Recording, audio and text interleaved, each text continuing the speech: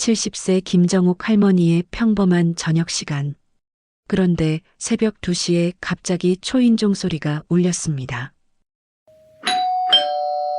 문을 열자 온몸이 피와 멍으로 얼룩진 소녀가 서 있었습니다. 제발 도와주세요. 그리고 아무한테도 말하지 말아주세요. 그 소녀는 옆집에서 온 14세 민지였습니다. 며칠 후 며느리 유진의 냉정한 경고가 들려옵니다. 어머니, 쓸데없는 일에 끼어들지 마세요. 그리고 민지가 들려준 녹음 파일 속 차갑게 내뱉는 목소리. 전 책임지고 싶지 않아요. 모든 의문 뒤에 숨겨진 진실은 무엇일까요? 아들마저 믿어주지 않는 정욱이 마주한 충격적인 이야기, 지금부터 시작합니다. 이 영상은 한 소녀를 지키려 한 용기가 한 어머니의 삶까지 구원한 이야기입니다. 사연 시작 전 구독과 좋아요 눌러주시면 매일 새로운 이야기를 들으실 수 있습니다. 김정옥은 오늘도 어김없이 밤 11시가 넘어서야 텔레비전 앞에 앉았습니다. 낮에는 작은 텃밭을 돌보고 저녁에는 혼자서 간단히 식사를 마친 뒤 이렇게 드라마 재방송을 보는 것이 하루의 마무리였죠. 시골에서 평생 농사일을 하다가 남편을 먼저 보내고 아들 성우가 마련해준 이 작은 원룸 건물 2층에서 지낸 지도 벌써 3년이 흘렀습니다. 이렇게 사는 것도 편하긴 한데 정욱은 리모컨을 손에 쥐고 중얼거렸습니다. 성우 녀석 얼굴은 좀 봐야 할 텐데. 아들은 대기업 중간 관리자로 바쁘게 살고 있었습니다. 한 달에 한 번 안부 전화를 하는 것도 겨우였죠. 며느리 유진은 더욱 드물게 연락을 했습니다.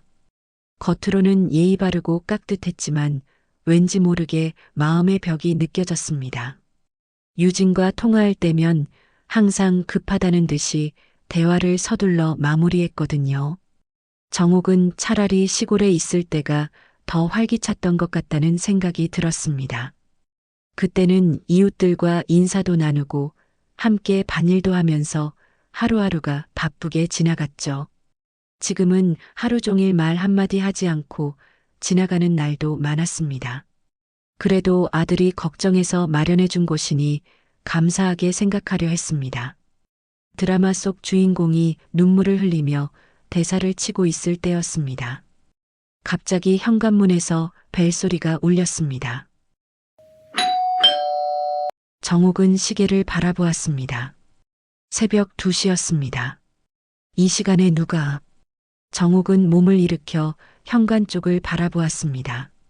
하지만 곧 다시 소파에 앉았습니다.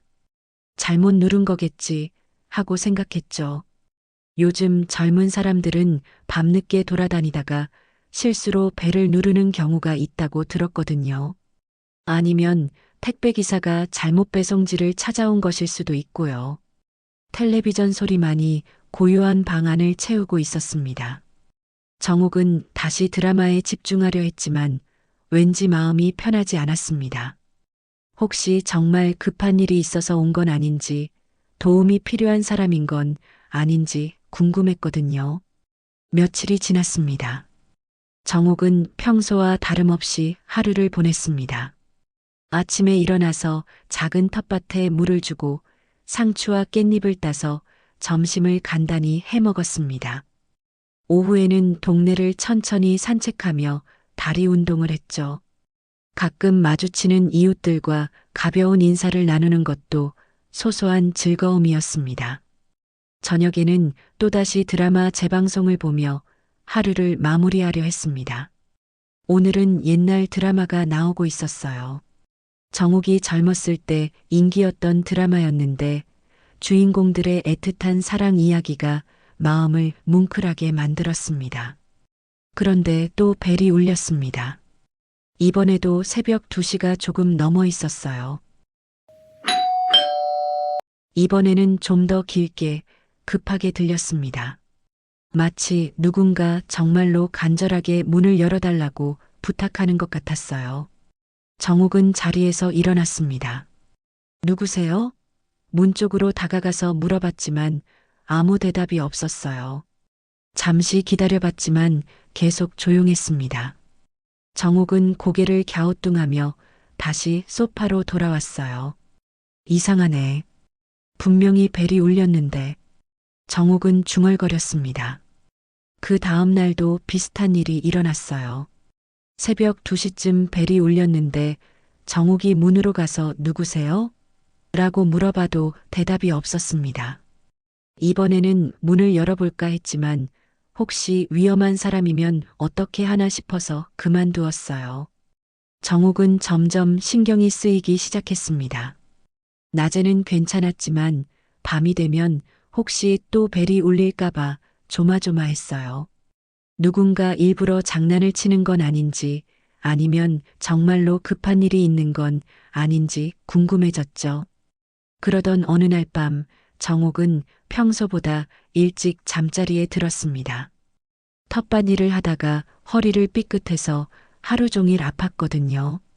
진통제를 먹고 일찍 누웠는데 잠이 쉽게 오지 않았습니다.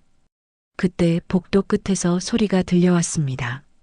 처음에는 텔레비전 소리인 줄 알았는데 자세히 들어보니 사람의 목소리였습니다.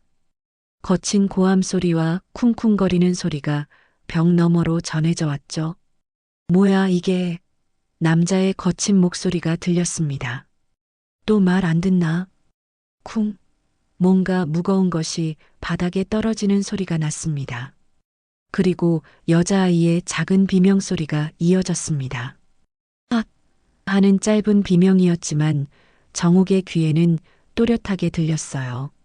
정옥의 가슴이 철렁 내려앉았습니다. 순간 오래전 기억이 떠올랐습니다. 어린 시절 술에 취해 돌아온 아버지가 어머니를 향해 소리치던 그 목소리와 똑같았거든요. 정옥은 그때마다 방구석에 웅크리고 있었습니다. 무서워서 숨도 제대로 쉴 수 없었죠. 어머니는 항상 괜찮다, 괜찮아라고 말씀하셨지만 정옥은 알 수 있었습니다.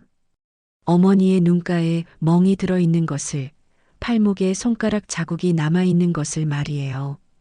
가끔은 너무 무서워서 이웃 아주머니 집으로 도망쳐서 하룻밤을 보내기도 했습니다.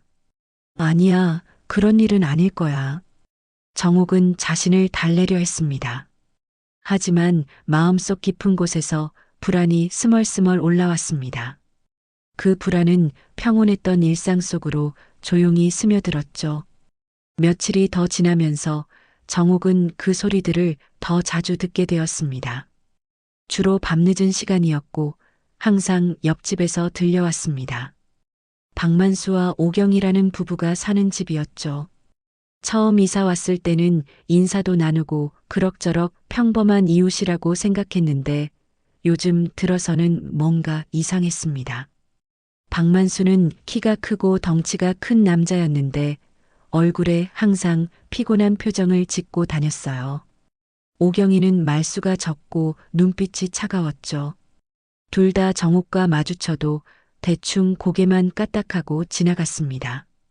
정옥은 잠들기 전마다 그 소리가 들릴까봐 조마조마했습니다. 그리고 정말로 소리가 들릴 때면 어린 시절의 두려움이 고스란히 되살아났죠. 하지만 어떻게 해야 할지 몰랐습니다. 남의 집 일에 끼어들기도 애매하고 혹시 자신이 민감하게 반응하는 건 아닌지도 싶었거든요. 그렇게 며칠이 더 흘렀습니다. 정옥의 하루는 여전히 평범했지만 마음속에는 알 수 없는 불안이 자리 잡고 있었습니다. 무언가 일어날 것만 같은 그런 예감이 계속 따라다녔죠. 그리고 그 예감은 곧 현실이 될 예정이었습니다.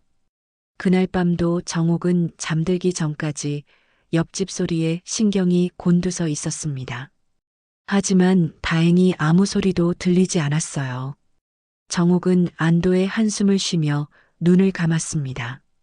어쩌면 자신이 너무 예민하게 반응했던 건 아닐까 하는 생각도 들었거든요. 새벽 2시가 조금 넘었을 때였습니다.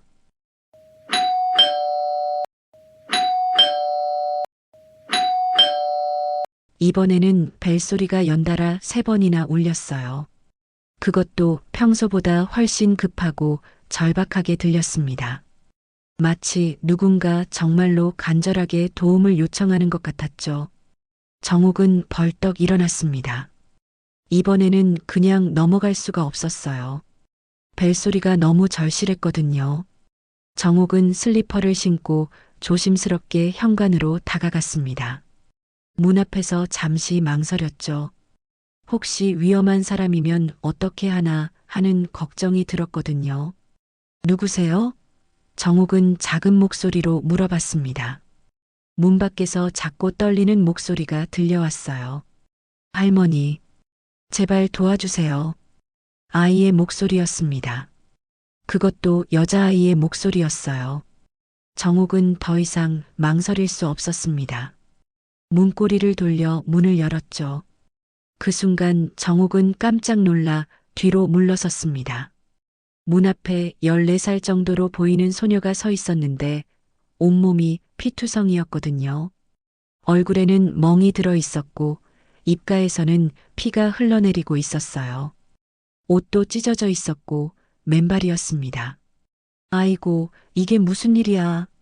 정옥은 소녀를 얼른 안으로 들어오게 했습니다. 소녀는 정옥을 올려다보며 눈물을 흘렸어요. 제발 도와주세요. 그리고 아무한테도 말하지 말아주세요. 정옥은 소녀를 소파에 앉히고 급히 수건과 약상자를 가져왔습니다. 손이 떨렸지만 최대한 조심스럽게 상처를 닦아주었어요. 다행히 겉으로 보기엔 심각한 상처는 아니었지만 아이가 얼마나 무서웠을지 생각하니 가슴이 아팠습니다. 누가 이렇게 했니? 정옥은 부드럽게 물어봤습니다. 소녀는 고개를 떨어뜨리고 한참 동안 말하지 못했어요. 그러다가 작은 목소리로 대답했습니다. 저 옆집에서 왔어요. 정옥의 손이 멈췄습니다. 옆집이라면 박만수와 오경희 부부가 사는 곳이었어요. 며칠 전부터 들려오던 그 소리들이 떠올랐습니다. 거친 고함 소리, 쿵쿵거리는 소리, 그리고 아이의 비명 소리까지. 옆집에서? 정옥은 믿을 수 없다는 표정으로 물어봤습니다. 소녀는 고개를 끄덕였어요. 저는 서민지예요. 박만수 아저씨하고 오경희 아줌마가 저를 돌봐주기로 했는데. 민지의 목소리가 점점 작아졌습니다. 무슨 말을 해야 할지 모르겠다는 표정이었어요. 정옥은 민지의 겁먹은 눈빛을 보면서 이상한 기분이 들었습니다. 그 눈빛이 어린 시절 거울 속 자신의 모습과 너무도 똑같았거든요. 폭력적인 아버지 밑에서 자랐을 때 정옥도 저런 눈빛을 하고 있었어요. 언제 또 맞을까? 언제 또 소리를 들을까? 항상 겁에 질려 있었죠. 그때의 무력감과 두려움이 고스란히 되살아났습니다. 민지야, 괜찮아. 여기서는 안전해.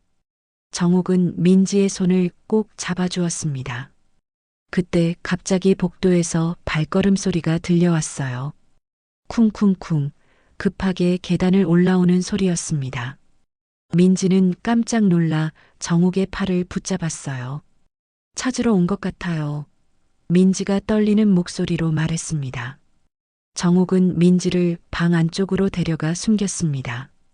그리고 현관문을 향해 걸어갔어요.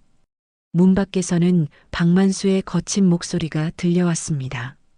아, 우리 집에 안 봤어?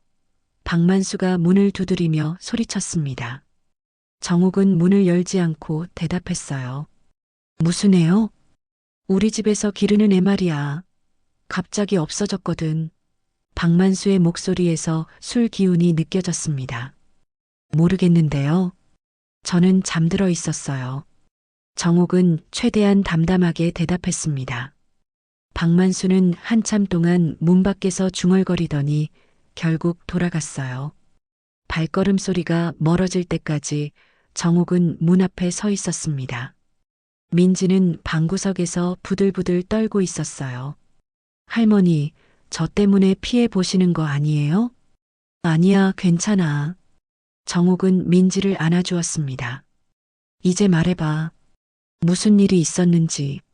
민지는 한참 동안 망설이다가 입을 열었어요. 박만수 아저씨하고 오경이 아줌마는 제 엄마한테서 돈을 받고 저를 맡아주기로 했어요.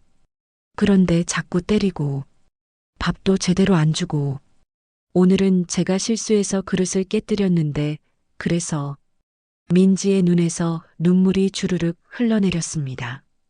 정옥은 그 모습을 보면서 가슴이 미어지는 것 같았어요. 불현듯 오래전 기억이 떠올랐습니다. 결혼 후 얻었던 첫 딸이 불의의 사고로 세상을 떠났을 때의 일 말이에요. 그 아이도 민지만 했을 때였습니다. 밝고 예쁜 아이였는데 어느 날 갑자기 하늘나라로 떠났어요. 정옥은 그 후로 아이들 웃음소리만 들어도 가슴이 무너져 내렸습니다. 그래서 성우 외에는 다른 아이를 가지지 못했죠. 지금 민지를 보니 그때의 아픔이 고스란히 되살아났습니다. 하지만 동시에 이상한 마음도 들었어요. 이 아이를 지켜주고 싶다는 강한 충동이 일어났거든요. 어린 시절 구하지 못한 자기 자신과 잃어버린 딸을 대신 지키고 싶은 마음이었습니다. 민지야, 엄마는 어디에 계시니? 정욱이 물어봤습니다. 엄마는, 민지가 머뭇거렸어요. 엄마는 결혼했어요. 새 가정을 꾸리셨는데 저는 방해가 된다고. 정욱의 가슴이 더욱 아팠습니다. 이 어린아이가 얼마나 외롭고 무서웠을까 생각하니 눈물이 날 것 같았어요. 괜찮아, 민지야. 이제 할머니가 지켜줄 테니까. 정욱은 민지를 꼭 안아주었습니다. 민지는 정욱의 품에서 처음으로 안전함을 느꼈어요. 정말요? 정말 괜찮을까요? 그럼 할머니가 약속할게. 정욱은 민지의 머리를 쓰다듬어 주었습니다. 하지만 정욱의 마음 한편으로는 걱정이 밀려왔습니다. 이 아이를 어떻게 보호해야 할지, 옆집 부부가 또 찾아오면 어떻게 할지, 그리고 아들 성우는 뭐라고 할지, 여러 가지 생각이 머릿속을 복잡하게 만들었어요. 하지만 지금 당장은 이 아이를 안전하게 지켜주는 것이 가장 중요했습니다. 정욱은 민지에게 따뜻한 우유를 끓여주고 깨끗한 옷을 입혀주었어요. 그리고 소파에 담요를 깔아 편안하게 잘 수 있도록 해주었습니다. 민지는 정욱의 보살핌을 받으며 처음으로 마음이 놓였어요. 하지만 두 사람 모두 알고 있었습니다. 이것은 단순한 하룻밤의 피난이 아니라 더 큰 일의 시작이라는 것을 말이에요. 민지가 정욱의 집에서 지낸 지 사흘이 지났습니다. 처음 이틀 동안 민지는 거의 말을 하지 않고 방구석에만 웅크리고 있었어요.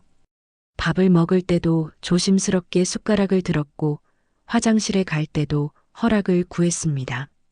마치 언제든 또 맞을 수 있다는 생각에 사로잡혀 있는 것 같았죠. 정욱은 민지를 보면서 마음이 아팠습니다.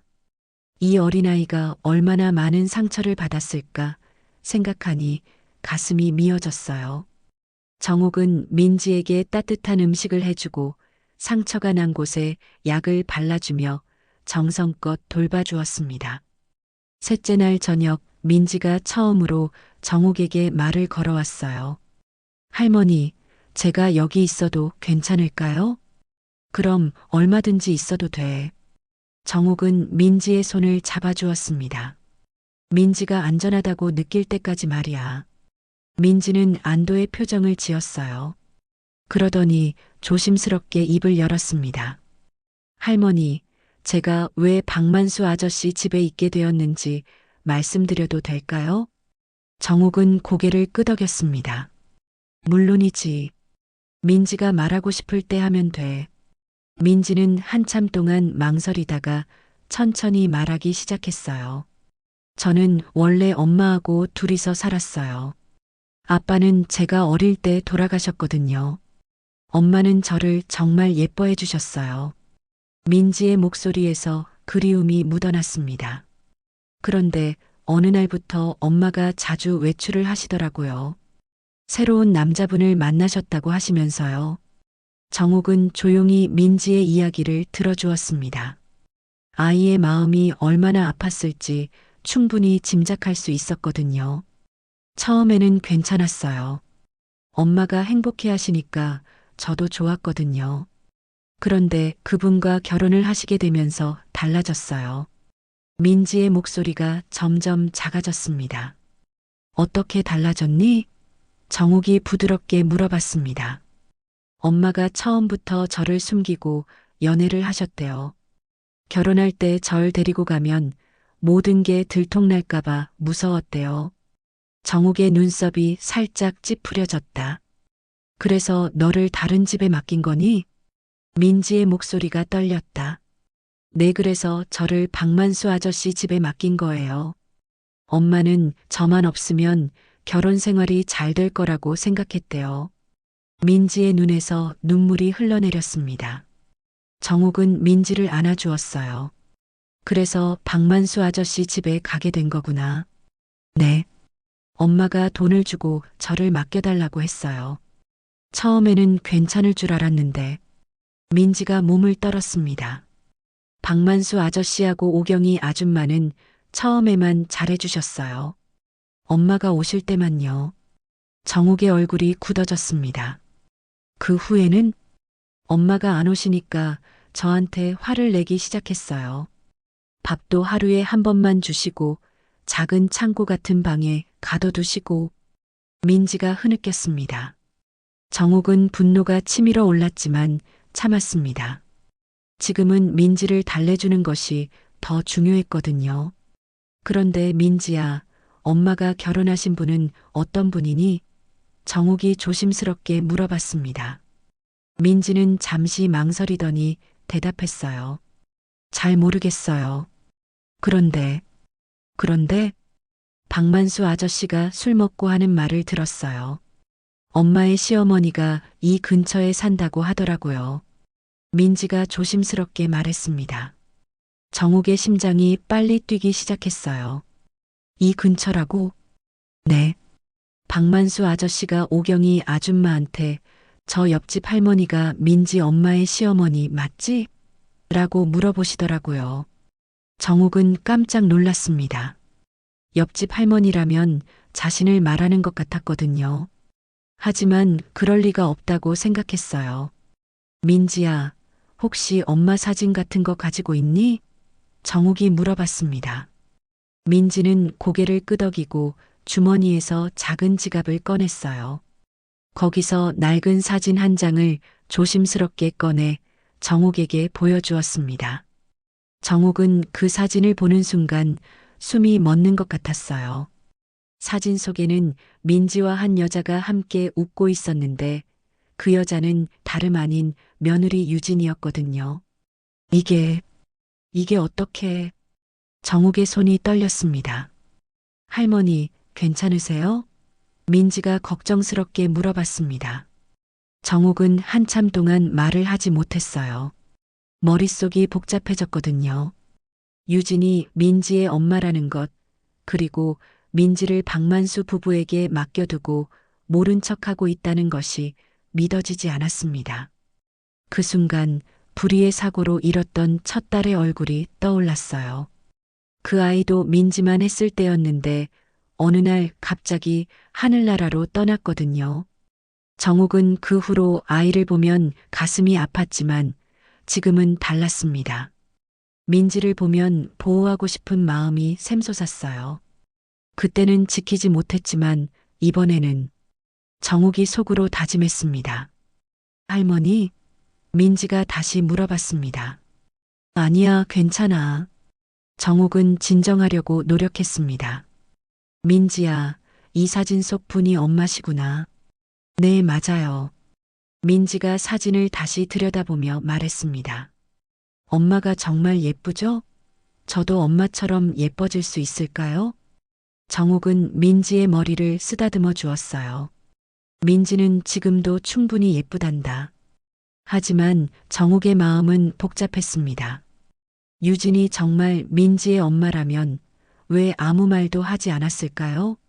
그리고 민지를 저런 곳에 맡겨두고 어떻게 모른 척할 수 있을까요? 정욱은 결심했습니다. 이 일의 진실을 밝혀내야겠다고 말이에요. 그리고 민지를 끝까지 지켜주겠다고 다짐했습니다. 민지야, 할머니가 약속할게. 내가 다시는 무서운 일을 당하지 않도록 지켜줄 테니까. 정욱이 민지의 손을 꼭 잡았습니다. 민지는 처음으로 환하게 웃었어요. 정말요? 정말 저를 지켜주실 거예요? 그럼 할머니가 약속한다. 정욱도 미소를 지었습니다. 하지만 두 사람 모두 알지 못했습니다. 이 약속이 얼마나 어려운 싸움의 시작이 될지를 말이에요. 그리고 곧 더 큰 진실들이 드러나게 될 것이라는 사실도 모르고 있었습니다. 그날 밤 정욱은 잠들지 못하고 계속 생각했어요. 유진과 어떻게 이야기해야 할지, 아들 성우에게는 뭐라고 말해야 할지, 그리고 민지를 정말로 지킬 수 있을지, 여러 가지 걱정이 머릿속을 가득 채웠습니다. 하지만 한 가지는 확실했어요.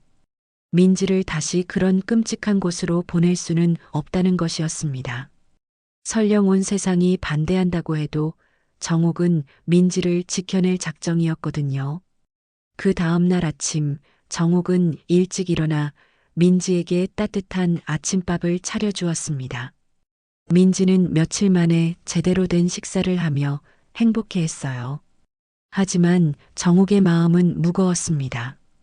어젯밤 내내 고민한 끝에 아들 성우에게 전화를 걸어보기로 결심했거든요. 성우야, 엄마야. 정욱은 조심스럽게 말을 꺼냈습니다. 어머니, 무슨 일이세요? 이른 시간에 전화를 하시니까 놀랐잖아요. 성우의 목소리에서 걱정이 묻어났습니다. 아니야, 그냥.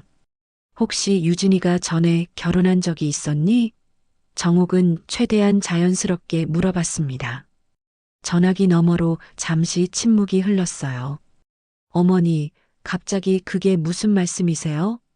아니, 그냥 유진이에 대해서 내가 모르는 게 있나 싶어서. 어머니, 성우가 크게 웃었습니다. 무슨 터무니없는 소리세요. 유진이는 저랑 결혼하기 전에 연애도 제대로 안 해봤어요. 너무 일에만 집중해서 살았거든요. 정욱은 당황했습니다. 성우의 대답이 너무 확신에 차 있었거든요.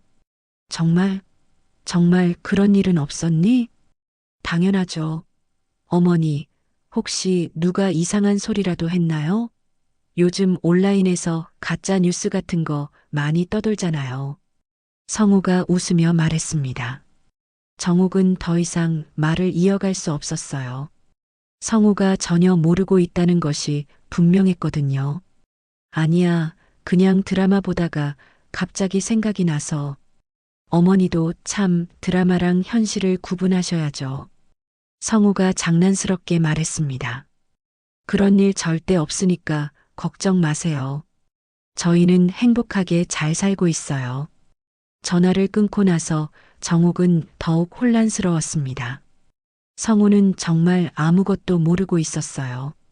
그렇다면 유진은 왜 남편에게 민지의 존재를 숨기고 있는 걸까요? 점심을 먹고 있을 때였습니다. 갑자기 정욱의 핸드폰이 울렸어요. 화면에는 며느리라고 표시되어 있었습니다. 여보세요? 정욱이 전화를 받았습니다. 어머니, 저 유진이에요. 유진의 목소리는 평소와 달리 차갑게 들렸습니다. 아, 유진아. 무슨 일이니? 어머니, 혹시 요즘 이상한 아이를 보신 적 있으세요? 유진이 직접적으로 물어봤습니다. 정욱의 심장이 빨리 뛰기 시작했어요. 이상한 아이? 네, 14살 정도 되는 여자아이요. 옆집에서 지내던 아이인데 며칠 전부터 행방불명이라고 해서요. 유진의 말투가 점점 날카로워졌습니다. 정욱은 민지를 바라봤어요. 민지는 불안한 표정으로 정욱을 쳐다보고 있었습니다. 글쎄, 잘 모르겠는데. 정욱이 대답했습니다. 어머니, 유진의 목소리가 더욱 차가워졌어요. 쓸데없는 일에 끼어들지 마세요. 뭐라고? 정욱은 깜짝 놀랐습니다. 유진이 이렇게 무례하게 말한 적은 처음이었거든요. 그 아이는 문제가 많은 아이예요. 거짓말도 잘하고 사람들을 속이는 것도 잘해요. 만약 어머니께 접근한다면 절대 믿지 마세요. 유진이 경고하듯 말했습니다. 정욱의 화가 치밀어 올랐어요. 유진아, 지금 무슨 말을 하는 거니? 어머니가 나이가 드시니까 판단력이 흐려질 수 있잖아요. 그런 아이들은 어른들의 동정심을 이용해서 이득을 취하려고 해요. 유진이 계속해서 민지를 헐뜯었습니다. 유진아, 정욱이 큰 소리로 불렀습니다. 그 아이가 무슨 잘못을 했다고 그렇게 말하니? 전화기 너머로 잠시 침묵이 흘렀어요. 그러더니 유진이 다시 말했습니다. 어머니, 제 말을 잘 들으세요. 그 아이와 엮이면 어머니만 손해예요. 그러니까 만약 그 아이를 보시면 바로 박만수 씨에게 연락하세요. 싫어. 정욱이 단호하게 대답했습니다. 어머니? 유진이 놀란 듯 말했습니다. 나는 그렇게 안 할 거야. 그리고 유진아, 너는 그 아이에 대해서 뭘 알고 있는 거니? 정욱이 추궁했습니다. 유진은 한참 동안 대답하지 않았어요. 그러더니 갑자기 목소리를 높였습니다. 어머니, 제발 괜한 일에 끼어들지 마세요. 어머니가 모르시는 복잡한 사정이 있어요. 복잡한 사정? 정욱이 되물었습니다. 네, 그러니까 그냥 모르는 척 하세요. 그게 모두를 위해서 좋은 일이에요. 유진이 차갑게 말하고는 전화를 끊어버렸습니다. 정욱은 한참 동안 핸드폰을 들고 멍하니 있었어요. 유진의 반응이 너무나 이상했거든요. 마치 민지에 대해서 뭔가 알고 있으면서도 숨기려고 하는 것 같았습니다. 할머니, 누구랑 통화하셨어요? 민지가 조심스럽게 물어봤습니다. 아니야, 아무것도 아니야. 정욱은 민지를 안심시키려고 했지만 마음속으로는 확신이 섰어요. 유진이 분명히 민지와 관련된 뭔가를 숨기고 있다는 것을 말이에요. 그날 저녁 정욱과 민지가 저녁을 먹고 있을 때였습니다. 갑자기 현관문을 두드리는 소리가 들려왔어요. 쿵쿵쿵. 누군가 거칠게 문을 두드리고 있었습니다. 아, 할머니, 문 열어. 박만수의 목소리였습니다. 민지는 깜짝 놀라 정욱의 팔을 붙잡았어요. 할머니, 어떻게 해요? 괜찮아, 민지야. 방 안으로 들어가 있어. 정욱은 민지를 방으로 데려갔습니다. 박만수는 계속해서 문을 두드렸어요. 우리 집에 여기 있는 거 다 알고 있어. 빨리 내보내. 정욱은 문을 열지 않고 대답했습니다. 여기 그런 아이 없는데요? 거짓말하지 마. 오경이가 봤다고 하던데. 박만수가 소리쳤습니다. 그때 오경이의 목소리도 들려왔어요. 할머니, 그 애 때문에 저희가 큰일 났어요. 빨리 내보내주세요. 나는 모르겠는데요. 정욱이 완강하게 대답했습니다. 박만수와 오경이는 1시간 넘게 문 앞에서 소리를 지르며 협박했어요. 하지만 정욱은 절대 문을 열지 않았습니다. 결국 그들이 돌아간 후 민지는 정욱에게 말했어요. 할머니, 저 때문에 너무 힘드시죠? 아니야, 민지야. 정욱이 민지를 꼭 안아주었습니다. 할머니는 괜찮아. 이에 내가 지킨다. 정욱의 목소리에는 강한 결의가 담겨 있었어요. 비록 유진과 옆집 부부의 압박이 거세졌지만 정욱은 절대 물러서지 않을 작정이었습니다. 어린 시절 자신을 지켜주지 못했던 아픔을 민지에게만은 물려주고 싶지 않았거든요. 하지만 정욱은 알지 못했습니다. 이것은 단순한 이웃 간의 갈등이 아니라 훨씬 더 복잡하고 어려운 싸움의 시작이라는 것을 말이에요. 그리고 곧 더 큰 시련이 기다리고 있다는 사실도 모르고 있었습니다. 박만수와 오경이가 그날 밤 돌아간 후 정옥은 며칠 동안 평온하게 지낼 수 있을 거라고 생각했습니다. 하지만 그 생각은 완전히 틀렸어요. 이틀 후부터 이상한 일들이 벌어지기 시작했거든요. 먼저 건물 1층에서 작은 슈퍼마켓을 운영하는 김 사장님이 정옥을 피하기 시작했습니다. 평소에는 정옥이 물건을 사러 가면 반갑게 인사하고 이런저런 이야기를 나누었는데 갑자기 시큰둥해졌어요. 사장님, 안녕하세요. 정옥이 인사했지만 김 사장님은 고개만 까딱하고 계산만 해주었습니다. 혹시 제가 뭔가 잘못했나요? 정옥이 물어봤지만 김 사장님은 아니에요. 바빠서요. 라고만 대답했어요. 정옥은 이상하다고 생각했지만 대수롭지 않게 여겼습니다. 하지만 그 다음 날에는 더 이상한 일이 일어났어요.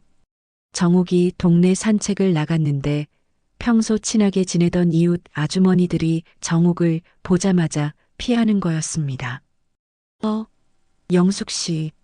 정옥이 반갑게 인사했지만 박영숙 아주머니는 네.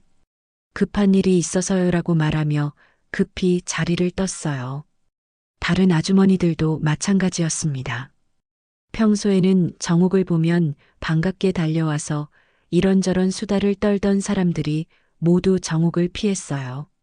심지어 어떤 아주머니는 정옥이 다가가자 일부러 다른 길로 돌아서 갔습니다. 정옥은 점점 이상하다고 생각했어요. 내가 뭘 잘못했나? 하고 자꾸 생각하게 되었거든요. 그날 저녁 정옥이 민지와 함께 저녁을 먹고 있을 때였습니다. 갑자기 건물주인 최동수 씨가 찾아왔어요. 최동수 씨는 평소에 정옥을 가족처럼 챙겨주던 사람이었는데 오늘은 표정이 심각했습니다. 정옥 씨, 잠깐 이야기 좀 할까요? 최동수 씨가 말했습니다. 정옥은 민지에게 방에서 기다리라고 한 후 최동수 씨와 거실에서 대화를 나누었어요. 정옥 씨, 요즘 이상한 소문이 돌고 있어요. 최동수 씨가 조심스럽게 말을 꺼냈습니다. 무슨 소문요? 정옥이 물어봤습니다. 정옥 씨가 이상한 아이를 데리고 살고 있다는 소문이요. 그것도 남의 집 아이를 몰래 숨겨주고 있다고. 최동수 씨의 얼굴이 걱정스러워 보였어요. 정옥은 깜짝 놀랐습니다. 누가 그런 소문을? 박만수 씨 부부가 동네 여기저기 다니면서 그런 이야기를 하고 있어요. 정옥 씨가 남의 집 아이를 유괴했다고 하더라고요. 최동수 씨가 한숨을 쉬었습니다. 유괴라니요. 정옥이 기가 막혀 했어요.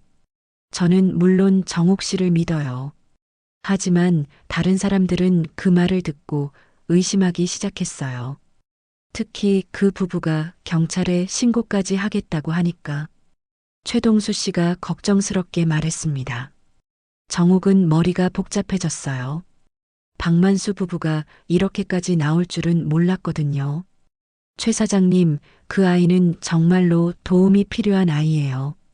박만수 부부한테 학대당하고 있었거든요. 정옥이 진실을 말했습니다. 정옥 씨 말씀은 믿어요. 하지만 문제는 다른 사람들이 그렇게 생각하지 않는다는 거예요. 최동수 씨가 고개를 저었습니다. 심지어 정옥 씨가 치매 초기 증상이 있는 것 같다는 소문까지 돌고 있어요. 치매요? 정옥이 어이없어 했습니다. 박만수 씨 부부가 그렇게 말하고 다녀요. 나이 드신 분이 판단력이 흐려져서 이상한 행동을 한다고요. 최동수 씨가 미안한 표정으로 말했습니다. 정옥은 분노가 치밀어 올랐어요. 하지만 동시에 무력감도 느꼈습니다. 자신이 아무리 진실을 말해도 사람들이 믿어주지 않는다면 어떻게 해야 할까요? 정옥 씨, 제가 할 수 있는 조언은 이거예요. 그 아이를 관련 기관에 맡기는 게 어떨까요? 아동보호센터나 그런 곳에 신고하시면. 최동수 씨가 제안했습니다. 싫어요.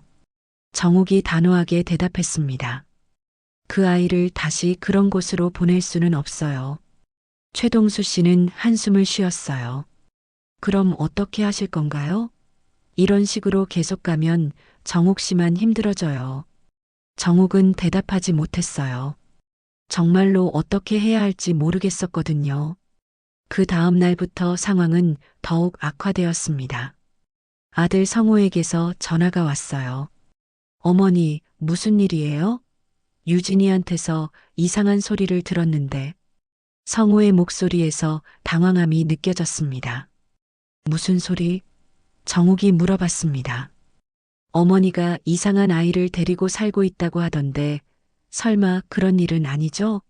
성우가 반신반의하며 물어봤습니다. 정욱은 잠시 망설였어요.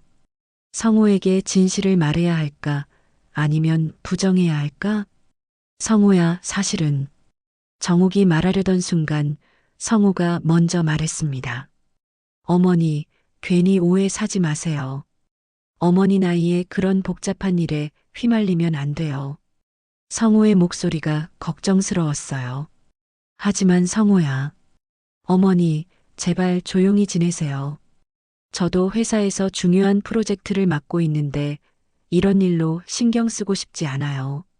성우가 짜증 섞인 목소리로 말했습니다. 정욱은 마음이 아팠어요. 아들마저 자신을 이해해주지 않는다는 것이 너무 서러웠거든요. 알겠다. 정욱이 쓸쓸하게 대답했습니다. 전화를 끊고 나서 정욱은 한동안 멍하니 앉아 있었어요. 이웃들은 자신을 피하고 아들은 자신을 이해해주지 않고 며느리는 압박을 가하고 모든 사람이 자신의 편이 아닌 것 같았습니다. 그때 민지가 조심스럽게 다가왔어요. 할머니, 괜찮으세요? 정욱은 민지를 보면서 마음이 복잡해졌습니다. 이 아이 때문에 모든 것이 꼬였지만 동시에 이 아이가 있어서 버틸 수 있는 것 같기도 했어요. 민지야, 할머니가 너 때문에 힘들어하는 것 같지? 정욱이 물어봤습니다. 민지는 고개를 끄덕였어요. 네, 저 때문에 할머니가 많이 힘드시는 것 같아요. 그냥 제가 나가는 게 나을까요? 안 돼. 정욱이 민지의 손을 꼭 잡았습니다. 절대 그런 생각하지 마. 할머니는 괜찮아. 정욱은 어린 시절을 떠올렸어요. 폭력적인 아버지 밑에서 자랄 때 이웃 아주머니가 자신을 숨겨주셨던 기억이 났습니다. 그때 그 아주머니도 동네 사람들의 시선을 감수하면서 자신을 도와주셨죠. 그때 나를 지켜준 아주머니처럼 이번에는 내가 민지를 지켜야 해. 정욱이 속으로 다짐했습니다. 하지만 현실은 점점 더 어려워졌어요. 동네 사람들의 시선은 차갑고 가족들의 이해는 얻기 어렵고 박만수 부부의 압박은 계속되고 정욱은 점점 고립되어 가고 있었습니다. 그렇지만 정욱은 포기하지 않았어요. 비록 온 세상이 자신을 등진다 하더라도 민지만은 끝까지 지켜내겠다고 결심했습니다. 과거에 구하지 못한 자신과 잃어버린 딸을 위해서라도 말이에요. 정욱이 점점 고립되어 가는 상황이 일주일째 계속되었습니다. 동네 사람들은 여전히 정욱을 피했고 박만수 부부는 매일 밤 찾아와서 소리를 지르며 협박했어요. 정욱은 지쳐갔지만 민지를 포기할 수는 없었습니다. 그런데 어느 날 저녁 민지가 정욱에게 다가와서 조심스럽게 말을 꺼냈어요. 할머니, 제가 보여드릴 게 있어요. 민지의 목소리가 떨리고 있었습니다. 뭔데, 민지야? 정욱이 궁금해하며 물어봤습니다. 민지는 한참 동안 망설이더니 주머니에서 작은 핸드폰을 꺼냈어요. 낡고 금이 간 핸드폰이었지만 아직 작동하고 있었습니다. 이게 뭐니? 정욱이 물어봤습니다. 제가 박만수 아저씨 집에 있을 때 몰래 숨겨둔 핸드폰이에요. 엄마가 예전에 사주신 건데 박만수 아저씨가 빼앗으려고 했거든요. 민지가 설명했습니다. 정욱은 민지의 말을 듣고 있었지만 왜 갑자기 핸드폰을 보여주는지 이해할 수 없었어요. 민지야, 그래서? 할머니, 여기에 녹음된 게 있어요. 민지가 떨리는 손으로 핸드폰을 조작했습니다. 녹음? 정욱이 눈을 크게 떴어요. 네, 제가 무서워서 증거로 남겨둔 거예요. 혹시 나중에 필요할 때가 있을까봐. 민지가 핸드폰 화면을 만지작거렸습니다. 민지는 녹음 파일을 찾더니 정욱에게 들려주었어요. 처음에는 잡음만 들렸지만 곧 박만수의 거친 목소리가 들려왔습니다. 아, 또 울어. 밥값도 못하는 주제에 박만수가 소리치는 소리였어요. 쿵. 뭔가 무거운 것이 넘어지는 소리가 들렸습니다. 그리고 민지의 작은 비명소리가 이어졌어요. 아파요. 제발 그만해 주세요. 민지의 울음소리가 핸드폰에서 흘러나왔습니다. 정욱은 듣고 있을 수가 없었어요. 너무나 끔찍했거든요. 하지만 녹음은 계속되었습니다. 오경이의 목소리도 들렸어요. 야, 너 때문에 우리가 얼마나 힘든지 알아? 밥값, 전기료, 가스비. 돈은 얼마 안 주면서. 맞아. 그 사람이 돈을 제대로 줘야 우리가 이해를 제대로 돌보지. 박만수가 화를 내며 말했습니다. 정욱은 깜짝 놀랐어요. 그 사람이라는 표현이 민지의 엄마를 가리키는 것 같았거든요. 녹음은 더 충격적인 내용으로 이어졌습니다. 박만수와 오경이가 술에 취해서 하는 대화였어요.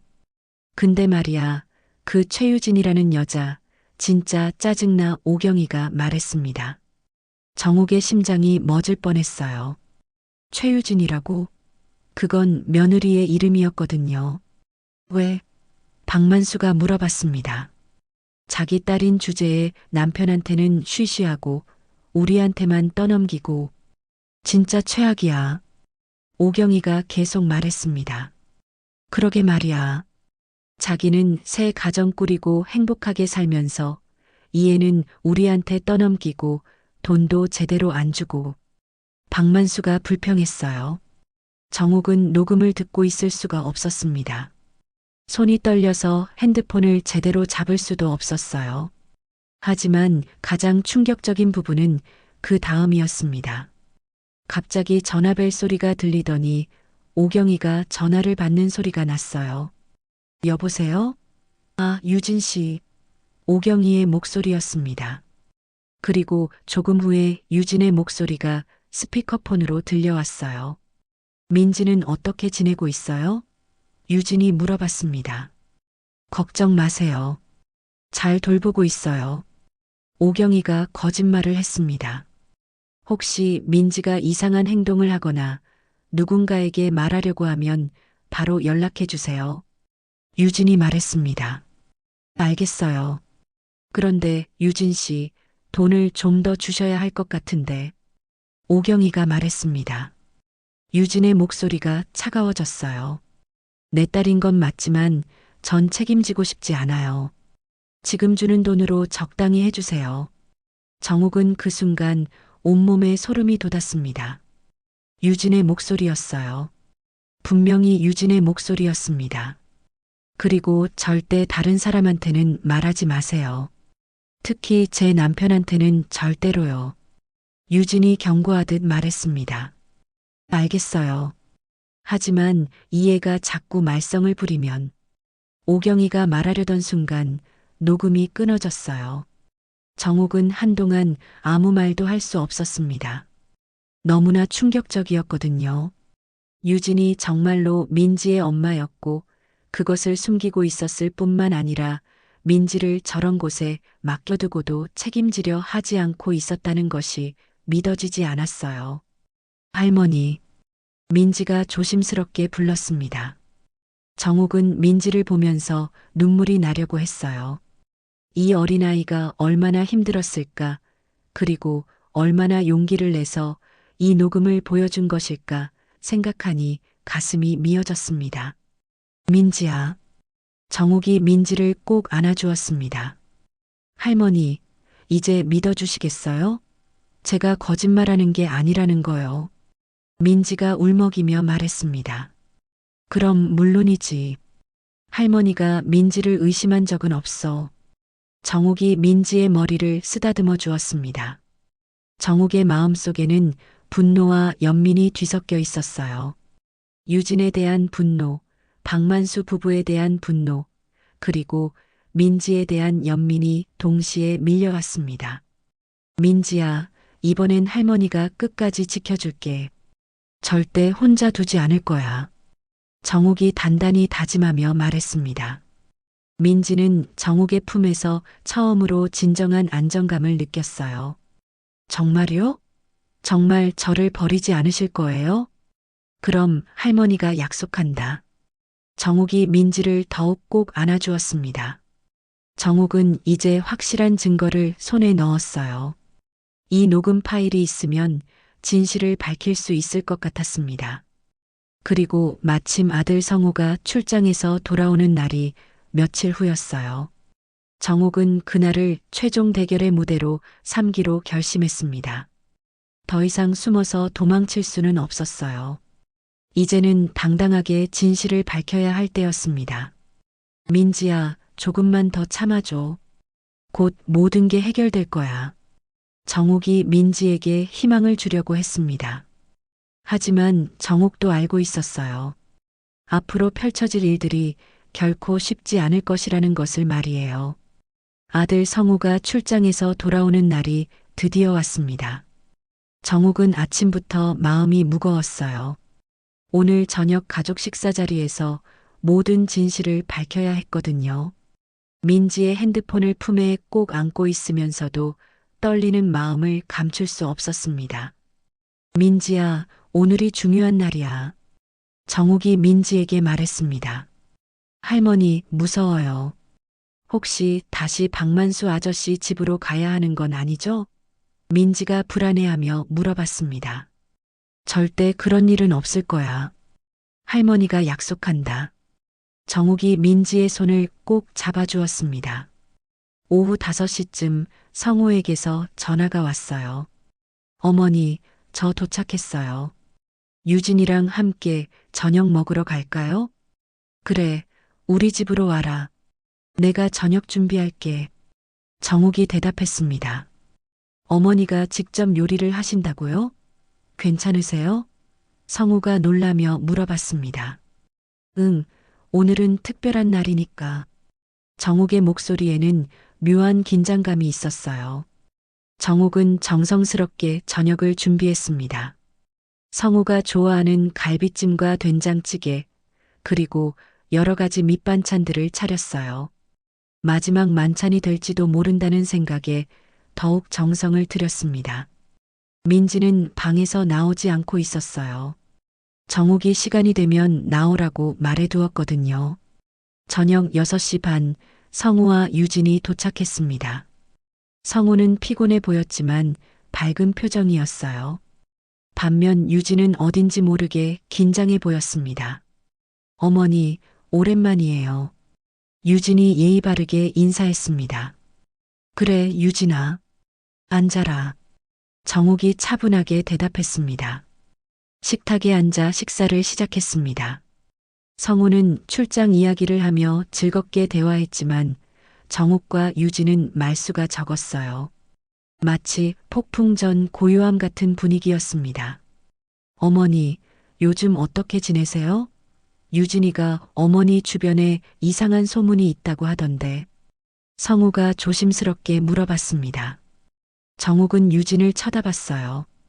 유진은 시선을 피하며 밥만 먹고 있었습니다. 성우야, 내가 알아야 할 이야기가 있어. 정욱이 진지하게 말했습니다. 무슨 이야기요? 성우가 궁금해했습니다. 정욱은 잠시 망설이다가 품에서 민지의 핸드폰을 꺼냈어요. 이걸 한번 들어봐라. 어머니, 그게 뭐예요? 성우가 의아해했습니다. 유진의 얼굴이 갑자기 창백해졌어요. 어머니, 그건. 조용히 해라, 유진아. 정욱이 단호하게 말했습니다.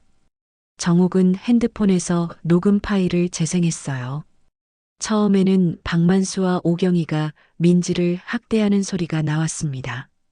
성우는 깜짝 놀라며 정욱을 쳐다봤어요. 어머니, 이게 무슨 소리예요? 끝까지 들어봐. 정욱이 말했습니다. 녹음이 계속되면서 박만수와 오경이가 최유진이라는 이름을 언급하는 부분이 나왔어요. 성우의 표정이 점점 굳어졌습니다. 그리고 결정적인 순간이 왔어요. 유진의 목소리가 스피커폰으로 들려오기 시작했습니다. 내 딸인 건 맞지만 전 책임지고 싶지 않아요. 성우는 그 순간 수저를 떨어뜨렸어요.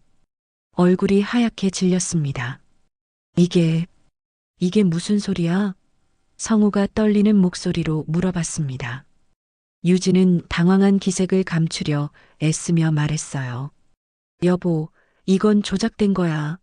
누군가 내 목소리를 흉내낸 거라고. 조작? 성우가 의심스럽게 물어봤습니다. 맞아요. 요즘 기술이 발달해서 목소리 합성도 가능하잖아요. 유진이 필사적으로 변명했습니다. 어머니가 누군가에게 속으신 거예요. 정욱이 냉정하게 말했어요. 그럼 유진아, 왜 며칠 전에 나한테 전화해서 그 아이에 대해 경고했니? 왜 그 아이를 보지 말라고 했어? 유진의 얼굴이 더욱 창백해졌어요. 그건 어머니가 사기꾼들한테 속을까 봐서. 그리고 박만수 부부가 어떻게 내 이름을 정확히 알고 있겠니? 정욱이 추궁했습니다. 그야 동네에서 제 이름 정도는 알 수 있잖아요. 유진이 억지로 웃으며 말했습니다. 성우가 의심스럽게 물어봤어요. 유진아, 정말로 조작된 거야? 그 목소리가 내 목소리가 아니라고? 당연하죠. 저는 그런 아이 모르는걸요. 유진이 목에 핏대를 세우며 부인했습니다. 그때 정욱이 핸드폰을 다시 조작했어요. 그럼 이것도 조작이겠지? 이번에는 더 길고 자세한 녹음이 나왔습니다. 유진이 박만수 부부와 통화하면서 민지의 생활비를 깎아달라고 부탁하는 내용이었어요. 돈이 너무 많이 들어가요. 조금만 줄여주세요. 어차피 애가 뭘 알겠어요. 성우는 그 목소리를 듣고 완전히 확신했어요. 분명히 유진의 목소리였거든요. 유진아, 성우가 소리쳤습니다. 이것도 조작이야? 유진은 당황하며 변명을 이어갔어요. 그건 제가 다른 일로 통화한 걸 편집한 거예요. 다른 일? 정욱이 비웃으며 말했습니다. 그럼 이 아이도 가짜겠구나. 정욱은 방을 향해 소리쳤어요. 민지야, 나와라. 방문이 열리고 민지가 조심스럽게 나왔습니다. 상처가 많이 나은 상태였지만 여전히 멍자국이 남아 있었어요. 성우는 민지를 보고 깜짝 놀랐습니다. 이 아이가. 유진은 민지를 보자 완전히 당황했어요. 얼굴이 새하얗게 변했습니다.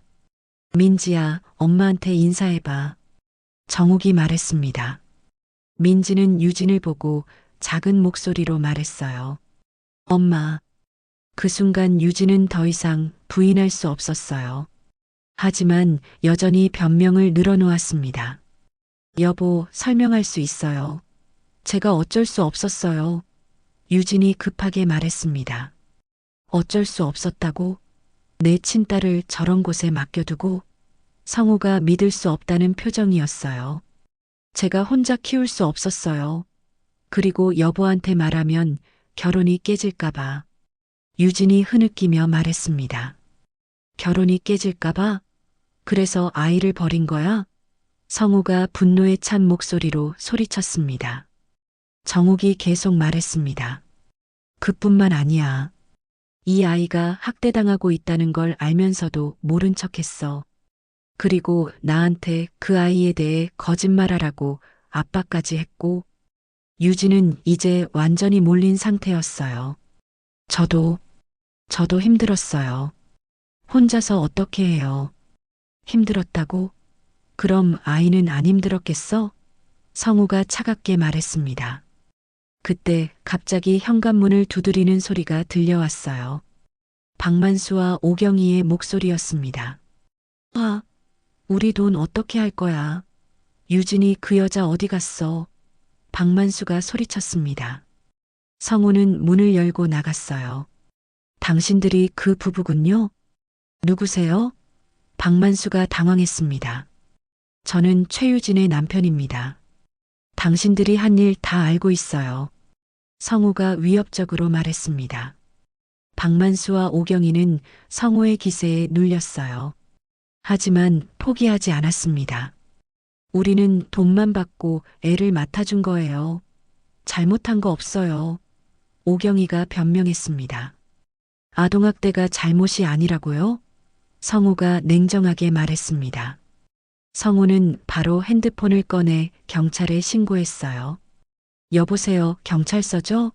아동학대 신고하려고 합니다. 박만수와 오경이는 도망가려 했지만 곧 경찰이 도착해서 연행되었습니다. 유진도 함께 조사를 받기 위해 경찰서로 향했어요. 성우 씨, 제발 한 번만 용서해 주세요.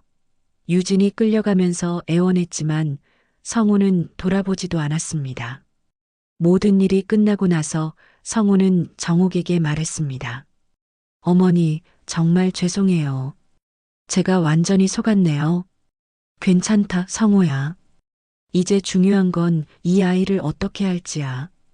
정옥이 민지를 바라보며 말했습니다. 민지는 무서워하며 정옥의 옆에 바짝 붙어 있었어요. 어머니, 이 아이를 어머니가 기르실 건가요? 성우가 조심스럽게 물어봤습니다. 그래, 내가 입양할 거야. 정옥이 단호하게 대답했습니다. 성우는 놀랐지만 반대하지 않았어요. 오히려 정옥의 결정을 지지했습니다. 어머니, 제가 도와드릴게요. 법적 절차도 도와드리고, 성우가 말했습니다. 정옥은 민지를 안아주며 말했습니다. 민지야, 이제 정말로 우리 가족이 됐어. 민지는 처음으로 환하게 웃었어요. 길고 긴 악몽이 드디어 끝난 것이었습니다.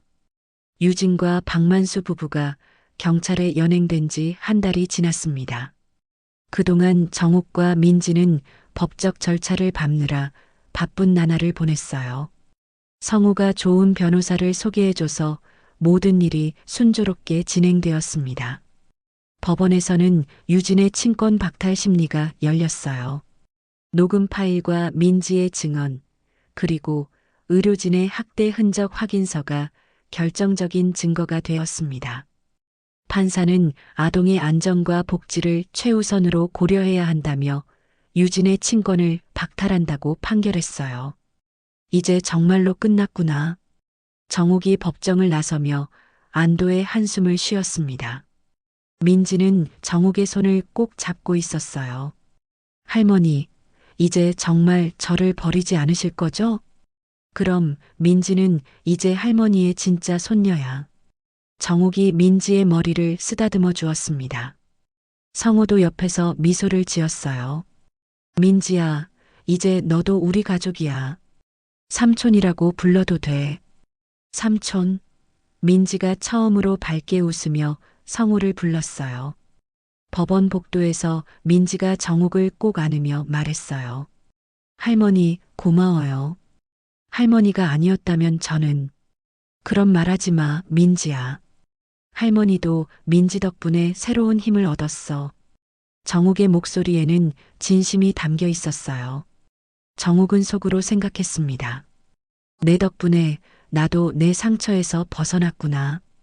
어린 시절 폭력에 시달렸던 자신, 그리고 잃어버린 첫 딸에 대한 아픔이 민지를 통해 치유되고 있었거든요. 민지를 지키면서 정옥 자신도 구원받은 셈이었습니다. 집으로 돌아가는 길에 성우가 말했어요. 어머니, 이제 민지 방을 제대로 꾸며줘야겠어요. 그리고 학교 전학 수속도 도와드릴게요. 그래, 민지야. 새 학교에서 새로운 친구들도 사귀고 즐겁게 지내자. 정옥이 민지에게 말했습니다. 민지는 고개를 끄덕이며 대답했어요. 네, 할머니. 저 열심히 공부할 거예요. 몇 주 후 민지는 새 학교에 적응하기 시작했어요. 처음에는 다른 아이들과 어울리기 어려워했지만 점차 마음을 열어가고 있었습니다. 담임 선생님도 민지의 상황을 이해하고 특별히 신경 써 주었어요. 할머니, 오늘 학교에서 친구가 생겼어요. 민지가 학교에서 돌아와 신나게 말했습니다. 정말? 어떤 친구인데? 정욱이 궁금해했어요. 수민이라는 친구예요. 저랑 나이도 같고 좋아하는 것도 비슷해요. 민지의 얼굴이 환했습니다. 정욱은 민지가 이렇게 밝은 모습을 보이는 것이 너무나 기뻤어요. 박만수 집에 있을 때의 그 겁먹은 눈빛은 이제 완전히 사라졌거든요. 한편 동네 사람들의 시선도 많이 달라졌어요. 진실이 밝혀진 후 사람들은 정욱에게 미안해했습니다. 특히 김 사장님은 정욱에게 직접 사과했어요. 정욱 씨, 정말 죄송해요. 제가 박만수 부부의 거짓말에 속았네요. 김 사장님이 고개를 숙였습니다. 괜찮아요, 사장님. 누구나 그럴 수 있는 일이에요. 정욱은 너그럽게 용서해 주었어요. 박영숙 아주머니를 비롯한 다른 이웃들도 하나둘씩 정욱에게 사과했습니다. 그리고 민지를 따뜻하게 맞아주었어요. 민지야, 우리 동네에 온 걸 환영해. 박영숙 아주머니가 민지에게 과자를 건네며 말했습니다. 민지는 수줍게 인사했어요. 감사해요, 아주머니. 몇 달이 지나면서 정욱과 민지의 일상은 완전히 안정되었습니다. 아침에는 함께 텃밭을 돌보고 점심에는 민지가 좋아하는 음식을 만들어 먹었어요. 저녁에는 민지의 숙제를 도와주고 함께 드라마를 보며 하루를 마무리했습니다. 할머니, 제가 텃밭 일 도와드릴게요. 민지가 상추를 따며 말했습니다. 고마워, 민지야. 민지가 기른 채소가 제일 맛있어. 정욱이 흐뭇하게 웃었어요. 민지는 이제 정욱을 진심으로 할머니라고 생각하고 있었어요. 혈연 관계는 아니지만 서로를 아끼고 사랑하는 마음만큼은 진짜 가족과 다를 바 없었거든요. 성호도 자주 찾아와서 민지와 함께 시간을 보냈습니다. 민지에게 책을 사주고 놀이공원에 데려가기도 했어요. 삼촌, 다음에 또 놀러 와주세요. 민지가 성호에게 매달렸습니다. 그럼 민지가 원하면 언제든지 올게. 성호가 민지의 머리를 쓰다듬어 주었어요. 성호는 유진과의 이혼 절차도 마쳤어요. 처음에는 많이 힘들었지만 이제는 새로운 시작을 준비하고 있었습니다. 어느 날 저녁 민지가 정욱에게 말했어요. 할머니, 제가 할머니를 만난 게 정말 다행이에요. 왜? 정욱이 궁금해했습니다. 할머니가 아니었다면 저는 지금도 무서워하고 있었을 거예요. 할머니 덕분에 새로운 가족도 생기고 학교 친구들도 사귀고 민지의 눈에 감사의 눈물이 맺혔어요. 정욱도 마음이 뭉클해졌어요. 민지야, 할머니도 민지 덕분에 행복해졌어. 이제 우리는 서로에게 소중한 가족이야. 네, 할머니. 저는 할머니를 절대 잊지 않을 거예요. 민지가 정욱을 꼭 안았습니다. 그날 밤 정욱은 오랜만에 깊은 잠에 들었어요. 악몽도 없고 걱정도 없는 평안한 잠이었습니다. 곁에서 민지도 편안하게 잠들어 있었어요. 몇 년이 흘렀습니다. 민지는 이제 고등학생이 되었어요. 성적도 우수하고 친구들과의 관계도 좋았습니다. 무엇보다 밝고 건강하게 자라고 있었어요. 할머니, 저 대학교 가면 할머니랑 떨어져 살아야 하는 거죠? 민지가 걱정스럽게 물어봤습니다. 그렇지, 하지만 괜찮아. 민지가 훌륭하게 자라는 모습을 보는 것만으로도 할머니는 행복해. 정욱이 웃으며 대답했어요. 할머니, 저는 나중에 할머니처럼 도움이 필요한 아이들을 돕는 일을 하고 싶어요. 민지가 진지하게 말했습니다. 정욱은 민지의 말을 듣고 가슴이 벅찼어요. 이 아이가 자신의 아픔을 딛고 이렇게 훌륭한 꿈을 품게 되었다니 정말 자랑스러웠거든요. 마지막 장면, 햇살이 가득한 어느 일요일 아침이었습니다. 정욱과 민지는 함께 부엌에서 아침밥을 차리고 있었어요. 민지는 할머니가 좋아하는 된장찌개를 끓이고 있었고, 정욱은 따뜻한 밥을 담고 있었습니다. 할머니, 맛있게 끓여졌어요. 민지가 환하게 웃으며 말했습니다. 우리 민지가 요리 솜씨가 늘었구나. 정욱이 흐뭇하게 바라보았어요. 두 사람은 함께 식탁에 앉아 따뜻한 아침을 나누었습니다. 창밖으로는 봄볕이 따사롭게 들어오고 있었어요. 할머니, 오늘도 좋은 하루가 될 것 같아요. 민지가 밝게 웃었습니다. 그럼 우리 민지가 있으니까 매일매일이 좋은 날이지. 정욱도 행복한 미소를 지었어요. 그들의 새로운 가족 이야기는 이제 막 시작되었습니다. 서로를 아끼고 사랑하는 마음으로 하루하루를 소중히 만들어가고 있었어요. 진정한 가족이란 혈연이 아니라 마음으로 이어지는 것임을 두 사람은 깨달았습니다. 작은 용기가 누군가의 삶을 구할 수 있습니다. 오늘 이야기가 마음에 남으셨다면 좋아요와 구독으로 함께 해주세요. 작은 클릭 하나가 큰 힘이 됩니다. 다음에도 따뜻한 이야기로 다시 찾아뵙겠습니다. 감사합니다.